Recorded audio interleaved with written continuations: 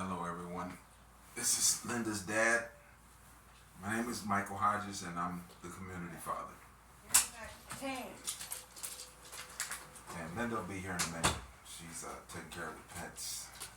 We have 4 dogs total and 2 cats. Yeah, farm. Yeah. I have a freaking farm. And I'm not an animal person, so making lots of sacrifices here. Alright, so hi guys. Y'all know who I am. I am Linda Hodges, and I thought it was about time that you meet Dad Linda. And I'm sure you introduced yourself already. Yes, Michael Hodges, the community father. You have your. That's right. I always forget that. He's a community father, but right in this video, he's my father. He's just my dad. But no, I wanted to have you guys meet him because I talk a lot about like the transition of coming to live with him and how it's had an effect on my life, and I thought it would be only fair to. You look so relaxed right now, like you are. And I thought it'd only be fair for you to meet him and to hear his perspective on how this transition has affected the both of us. So, welcome to the floor, Dad. You want me to get stressed out like this? No, I just want them to see you, but I think you're good. Yes. I think you're Ask okay. me a question. Okay. So, Dad, go ahead and you can hold the mic and just share benefits to, or the difference. How has having your daughter at home, impacted you? Be careful because it don't mute.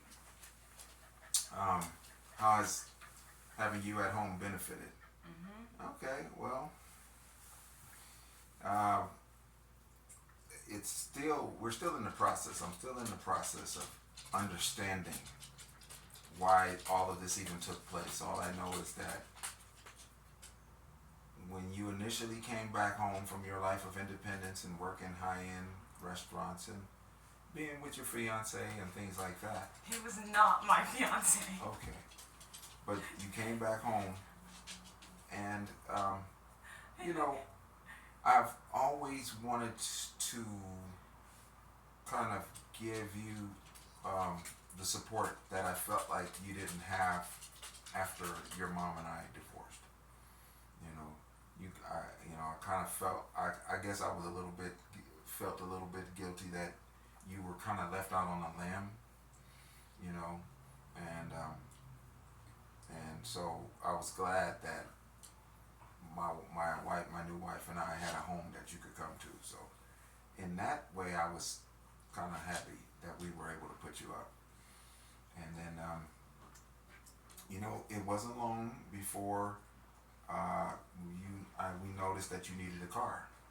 So we went car shopping. And I didn't intend for you to have a brand new car, but that's the way it worked out.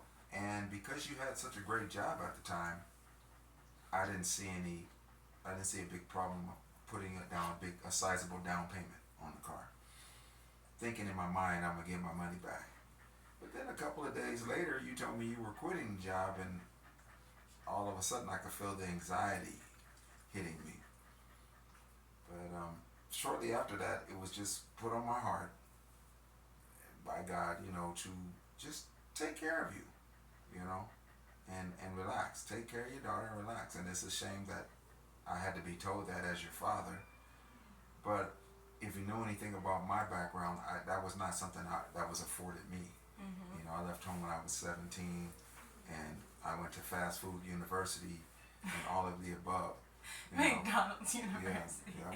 Yeah, right out the gates. 2 jobs, Taco Bell and Winchell's. And then had to enroll myself into high school for my final year. So it's just a lot going on as a young man. I had to figure it out while running. And even though you started out good, being independent and being able to save up enough money to pay for her own education as a pharmacy tech was impressive. But now she's back home with Daddy, and I'm starting to see that I need to take care of her. And that caused me to relax even on the asking of rent, on requesting that you pay for car insurance, all of that. I just took it all on. And you know what, to be honest, I felt good about it. And I think there was a reason why that that was asked of me to do that, because it knew how I would feel about it. There's something about when you're fulfilling your purpose, there is a sense of fulfillment that goes along with it, that I would like to be able to explain to people. But then, on top of all of that, me taking care of you, then all of a sudden it was put on my heart to retire from my job. So even though I felt like it was from God, in the back of my mind, I'm thinking, I got these people that are dependent on me. My wife is working. I have my stepdaughter here, and I have Linda here, and I still felt the need to take care of Linda, and everybody that was in my house. Mm-hmm. So there I am, and I'm really just kind of putting my trust in God, because even though I was retiring, my retirement benefits was in no shape or form able to sustain us unless I had something else going on. And by that time, I was really starting to learn and study this business apparatus that my wife had purchased called Entra. And the beautiful thing about Entra is it taught you how to get in touch with your purpose, but then how to generate revenue. And so I was very enthusiastic about that, and still am. I'm still on fire about doing that. But then just lately, Linda came to me and told me that she was led to quit her job. She had stopped working down below and started working in town, which I thought was the answer to prayer, at Olive Garden. But then she felt the need, but because I had just went through this transition of retirement, it was almost like I understood where she was coming from with leaving the job and not having to depend on other systems as for living. But still, that kind of let me. I was concerned. Like now, how are we gonna make it? There's even more things that I need to be concerned about, because now not only do I gotta cover my bills, I still gotta make sure her bills are being covered. And so, but I still had a sense of peace about it. And then I had just joined a church, and to which I was promptly promoted to elder. Very quickly. Yeah, which is not something I was seeking, but I guess they saw the eldership that I had on me, even within the community. So it was not something that I ran away from. And I know there's a responsibility that comes with being an elder. And as you notice, I'm really sacrificing a lot. There's a cat sitting on my lap, and I'm not a cat person. I'm really not. But I'm adjusting. Okay. So I'm adjusting. So it is with life. Yeah. So now we got all of this. I joined church, which was not my plan. It really wasn't my plan to join church. I liked waking up on Sunday mornings and being free, but here I was in church, and I felt a pull there because I saw the need for the ministry to men, which is what I do. As a community father, I knew I needed men to help me accomplish this, because part of what I do is provide the community with fathers, and I can't do that by myself, so I need men. And so when I went into the church, I saw fertile ground for men that were ready to be trained and educated in the way of mentoring and fathering, and finding their purpose, really. Just like I found mine through the business apparatus, I wanted to help them find theirs, basically. And so now I joined the church, and then Linda came to me just a week and a half ago, and told me that she felt led to join the church too. So, maybe you ought to speak to that. I joined the church because I don't think I've told you guys about that. I joined because I wasn't a big fan of my dad doing Entra, to be honest, since we're very candid. I wasn't a big fan of him finding his purpose through like an outside source, because I had always believed that his purpose came from God. And then it sounded like he was getting a lot of validation from the church on his purpose. And I was just believing that no, God is the one who gave you your purpose. so he's going to water it, you know. And then I just struggled communicating that because I also didn't want you to think that I didn't trust you or anything like that. And so I prayed about it, and God was like, you're going to have to go, like, the only way through this, you know, or around. There's no around, it's through, and you go through together, you know. And I was just thought about discipling, you know, with God, Jesus, how he took on us and went through this life with us. He didn't just say, believe in me and just follow me or whatever. He came down on earth and actually walked with us, you know, through this darkness, you know, this dark world or whatever you want to call it. And that showed me like true love. Like the love I say I believe in is God's type of love. And God wouldn't just tell his children to do the right thing and just kind of leave them without a guide or help. Like he actually came down and helped us and then distributed like his spirit to help us too. And so I started to feel like a call in my heart, not just to, like, I'm not just here to better my dad, or my dad's not here to just better me. Like, we're here to love each other. You know, the biggest thing for God that I've always been touched by, like, if you've been on my channel, you know that I love the gospel with all my little heart because it just really showed me like a fairy tale, you know, of how love is supposed to be. I realized that I'm not just called here to learn how to be a daughter for some blessing or something. Like, he wants me to learn how to receive love and give love, you know?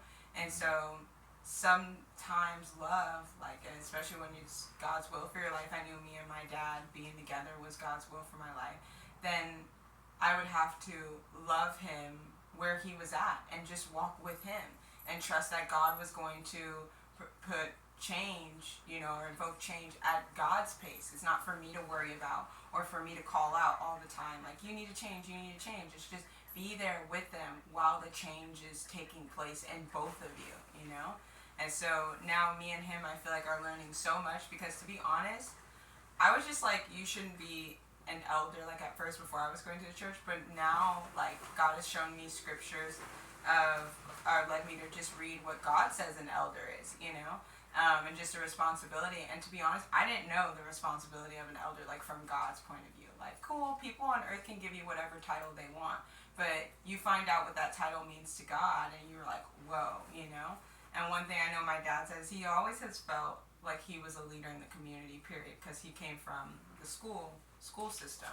So he felt like he was a leader in the community already, and that was it before him and God, or even me and God, were even close a thing. We weren't religious people prior, you know. We were trying to stay away from that, you know. He wasn't in church a whole bunch when he was working in school and everything, and I was, as he says, with a fiance. Who, clarification, I've never been asked to marry someone. Like, it just, I was in that relationship a long time, and we thought marriage was going to end. That was going to be the end result. But anyway, yeah, so but I have felt that God, or he had felt that he already had that, like, role in his life. And now that we do know God, I'm like, yeah, we had a sense of, like, God has a purpose for our life even before we were walking with God. And now he's given us a little bit of clarity on what that purpose might be. Like, yes, you are called to lead men, and I'm sure all of us are called to lead to some degree, like in our household, to be an example to our siblings, our friends, and things like that. But going about it God's way and not always people's way, because people can just move faster than God moves. You know, God provides change at a reasonable pace given how weak humans are, you know, like, and that's something we've been able to realize just walking together, is that we both move kind of slow, huh? Like, you know, we're not, even filming this video, I wanted to film a video with him, but I was just like, I didn't know what we were going to talk about and everything, but I realized, like, this is what we talk about, just our lives, and this is how it really is in real life. I go and sit on his bed, and we just talk about life. And you have no idea, we even have no idea, how God is able to use just this simple little situation, what we think are regular, schmegular, boring conversations. They're conversations not being had in other households, you know, or for girls who want to be taken care of but never have had a dad figure do that for them. So, and coming up with that idea just seems like horrible, you know, like telling my dad I wasn't going to work again was, you know, crazy. So it sounds like. Is there a time frame on this video? Because we're looking like we're at the 15-minute mark. Okay. Yeah, I wanted to Yeah. want to talk, but I didn't Yeah, want to go ahead. Go ahead. Yeah, I was Okay. keeping an eye on the time too. Well, if it looks like we're sitting here sweating, it's because we are. It's about 105 degrees, and we had to turn off the fan because it was making too much noise. But so, let's talk. I'm gonna talk about eldership. Yes, I did see myself as an elder in the community because I just retired from the public school system, and I worked there for 21 and a half years. Mm-hmm. And I had always saw myself as someone who was a mentor to the kids. And it got to the point where, I was an elder on the campus. I would, tell the duty aides and the supervision aides what to do and where to go as we try to manage the kids. I was dealing primarily with behavior, but I wasn't in admin. And before I did have aspirations to be an admin, but then I saw just how busy it was, and it was just a choice that I made not to do that. So nothing against that. It's just that it was a choice I made not to go that route. But as far as Linda and I are, one thing I can say is one thing I've realized too is this: through her being a daughter, I see that she has this strong ministry to young women, because one of her goals is, which she talks about often, is marriage, which is nothing wrong, and I'm pretty sure a lot of you young women can attest to that. But she doesn't realize that by being a daughter, she's setting herself up to be a quality wife. And same thing is happening with me. I want to minister to men and show them what being a father looks like, but what better way than to actually be a father? So the material or the content that's happening organically between us is the material that we need to get out there for people to see, so that women can see how it's done and men can see how it's done. While trusting God. Yeah, and I'm glad you wrapped it up like that, because that was literally what I was going to say, is what we believed our purpose was. God literally showed us was in the relationship He had already given us prior to walking with Him, because we were not great Christian people or even religious people, but I was His daughter nonetheless, and it's amazing how God brought us together to actually allow our purpose to come into fruition through this regular schmegular relationship. We all thought we were going to be out there flashing lights and pews and speaking in a microphone, but here we are sitting in bed talking about our day-to-day life. And I just feel so much hope that God's going to use us as we already are. And so I just want to encourage anyone who feels like they have a purpose or they think God is going to do something but they don't know how it looks. It probably looks like your regular life today and how you steward that. Yeah. Because I'm definitely not a perfect daughter. It's just by going to God with everything, like, hey God, I feel sad that my dad's not talking to me today, or like little things like that. And then He'll walk me through it. And so really we're both being led by God, which is leading us closer to each other the way God originally wanted us, which was with love between one another. So thank you, Dad, for meeting. Yes. For being on the show. Before you end the video, we got to show off our flat feet to the video. Oh my gosh. Come on, where's yours? That's something we have in common. Yeah, we have flat feet. And they're, look at them. That's my daughter. That is my daughter. Look, you see how it goes? Okay. Do. You had to go into details, didn't you? Oh, you want to see our toes? No. Off limits. You're Bye, going too guys. far. You're going too far. I'm getting an adult spanking after this. Alright, bye, guys. Have a good day.